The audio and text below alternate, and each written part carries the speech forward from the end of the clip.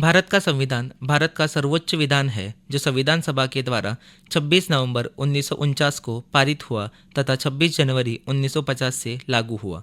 26 नवंबर यह दिन भारत के संविधान दिवस के रूप में घोषित किया गया है, जबकि 26 जनवरी का दिन भारत में गणतंत्र दिवस के रूप में मनाया जाता है।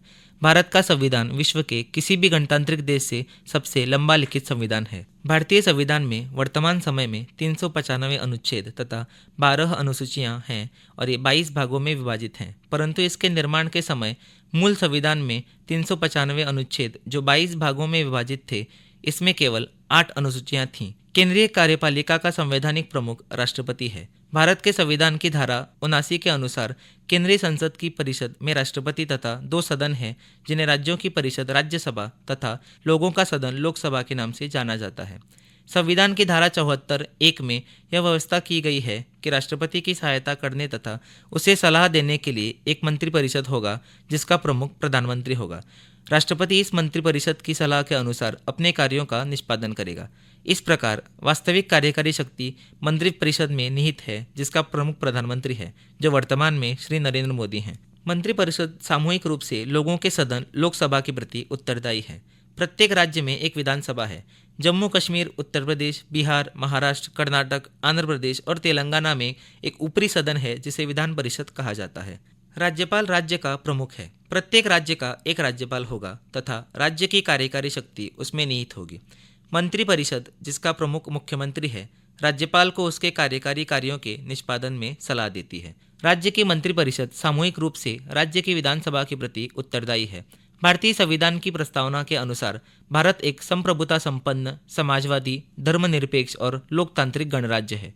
संप्रभुता शब्द का अर्थ है सर्वोच्च या स्वतंत्र होना। भारत किसी भी विदेशी और आंतरिक शक्ति के नियंत्रण से पूर्णतः मुक्त संप्रभुता संपन्न राष्ट्र है। यह सीधे लोगों द्वारा चुने गए एक मुक्त सरकार द्वारा शासित है तथा यही सरकार कानून बनाकर लोगों पर शासन करती है। समाजवादी शब्द संविधान के 1976 में हुए 42वें संशोधन अधिनियम द्वारा प्रस्तावना में जोड़ा गया।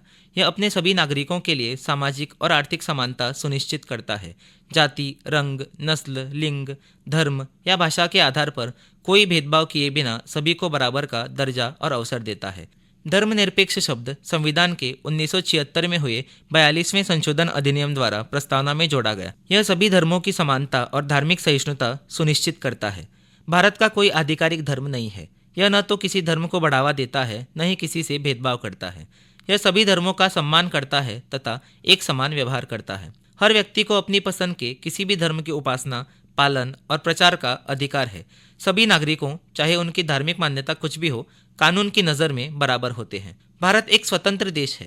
यहाँ किसी भी जगह से वोट देने की आज़ादी, संसद में अनुसूचित सामाजिक समूहों और अनुसूचित जातियों को विशिष्ट सीटें आरक्षित की गई हैं। स्थानीय निकाय चुनाव में महिला उम्मीदवारों के लिए 1/3 सीटें आरक्षित की जाती हैं। भारत के संविधान का संशोधन। भारतीय संविधान का संशोधन भारत के संविधान में परिवर्तन करने की प्रक्रिया है। इस तरह के परिवर्तन भारत की संसद के द्वारा किए जाते हैं। इन्हें संसद के प्रत्येक सदन से पर्याप्त बहुमत के द्वारा अनुमोदन प्राप्त होना चाहिए और विशिष्ट संशोधनों को राज्यों के द्वारा भी अनुमोदित किया जाना चाहिए। एक संशोधन के प्रस्ताव की शुरुआत संसद में होती है, जहां इसे बिल के रूप में पेश किया जाता है। इसके बाद इसे संसद के प्रत्येक सदन द्वारा अनुमोदित किया जाना चाहिए। प्रत्येक सदन में इसे उपस्थित सांसदों का 2/3 बहुमत और मतदान प्राप्त होना चाहिए और सभी सदस्यों, उपस्थित या अनुपस्थित, का साधारण बहुमत प्राप्त होना चाहिए। इसके बाद विशिष्ट संशोधनों को कम से कम आधे राज्यों की विधायिकाओं द्वारा भी अनुमोदित किया जाना चाहिए। एक बार जब सभी अन्य अवस्थाएं पूरी कर ली जाती हैं, संशोधन के लिए भारत के राष्ट्रपति की स्वीकृति प्राप्त की जाती है, परंतु यह केवल एक औपचारिकता ही है। भारत में प्रत्येक संवैधानिक संशोधन एक अधिनियम के रूप में किया जाता है। पहला संशोधन संविधान पहला संशोधन अधिनियम कहलाता है।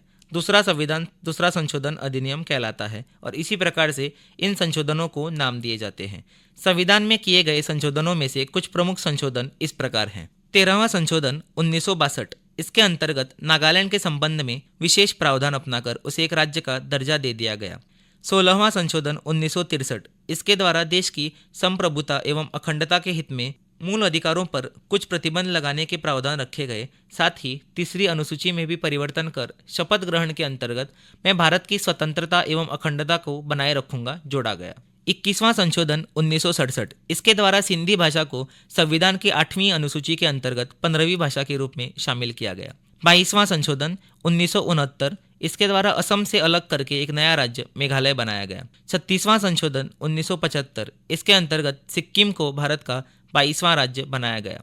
61वां संशोधन 1989, इसके द्वारा मतदान के लिए आयु सीमा 21 वर्ष से घटाकर 18 वर्ष करने की घोषणा की गई। 71वां संशोधन 1992, 8वीं अनुसूची में कोंकणी, मणिपुरी और नेपाली इन 3 भाषाओं को सम्मिलित किया गया। 92वां संशोधन 2003, संविधान की 8वीं अनुसूची में बोडो, डोगरी, मैथिली और संथाली भाषाओं का समावेश।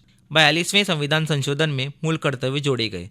ये रूस से प्रेरित होकर जोड़े गए तथा संविधान के भाग 4 क के अनुच्छेद 51 अ में रखे गए हैं। मूल कर्तव्य मूल संविधान में नहीं थे। भारत के नागरिक के मूल कर्तव्य इस प्रकार हैं। वर्तमान में ये 11 हैं। 11वां मूल कर्तव्य 86वें संविधान संशोधन में जोड़ा गया। भारत के प्रत्येक नागरिक का यह कर्तव्य होगा कि वह संविधान का पालन करे और उसके आदर्शों, संस्थाओं, राष्ट्रध्वज और राष्ट्रगान का आदर करे। स्वतंत्रता के लिए हमारे राष्ट्रीय आंदोलन को प्रेरित करने वाले उच्च आदर्शों को हृदय में संजोए रखे और उनका पालन करे। भारत की प्रभुता, एकता और अखंडता की रक्षा करे और उसे अक्षुण्ण रखे। देश की रक्षा करे और आह्वान किए जाने पर राष्ट्र की सेवा करे। भारत के सभी लोगों में समरसता और समान भ्रातृत्व की भावना का निर्माण करे, जो धर्म, भाषा और प्रदेश या वर्ग पर आधारित सभी भेदभाव से परे हो। ऐसी प्रथाओं का त्याग करे जो स्त्रियों के सम्मान के विरुद्ध हैं। हमारी सामाजिक संस्कृति की गौरवशाली परंपरा का महत्व समझे और उसका परिरक्षण करे। प्राकृतिक पर्यावरण की, जिसके अंतर्गत वन, झील, नदी और वन्य जीव हैं, और उसका संवर्धन करे तथा प्राणी मात्र के प्रति दया भाव रखे। वैज्ञानिक दृष्टिकोण, मानववाद और ज्ञानार्जन तथा सुधार की भावना का विकास करे। सार्वजनिक संपत्ति को सुरक्षित रखे और हिंसा से दूर रहे। व्यक्तिगत और सामूहिक गतिविधियों के सभी क्षेत्रों में उत्कर्ष की ओर बढ़ने का सतत प्रयास करे, जिससे राष्ट्र निरंतर बढ़ते हुए प्रयत्न और उपलब्धि की नई ऊंचाइयों को छू ले। यदि माता पिता या संरक्षक है, 6 वर्ष से 14 वर्ष तक की आयु वाले अपने यथास्थिति बालक के लिए शिक्षा का अवसर प्रदान करें। तो भाइयों बहनों, आप सभी को भारत के 70वें गणतंत्र दिवस की अग्रिम शुभकामनाएं।